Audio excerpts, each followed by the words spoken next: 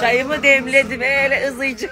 Bir tane teyze var ya, kofretimi aldım, krekerimi aldım, gazozumu da aldım diye. Bu tepsiyi hatırlıyorsunuzdur. Ta ilkokul 4. sınıfa giderken anneanneme aldığım anneler günü hediyesi. Öyle ızıcık, şimdi çayımı içeceğim. Anam da kendi balkonunda. Ne örüyorsun gene?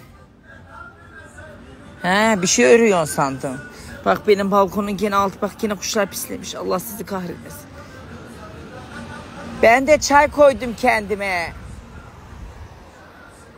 Terası minderleri ıslak ama.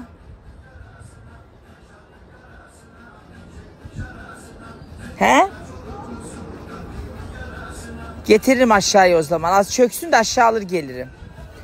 Ama senin ev deniz görmüyor işte. Alışmışım ya, deniz olmadı mı içemiyorum. Anamın karnında deniz vardı. Anamın karnında kalmışım 6 ay.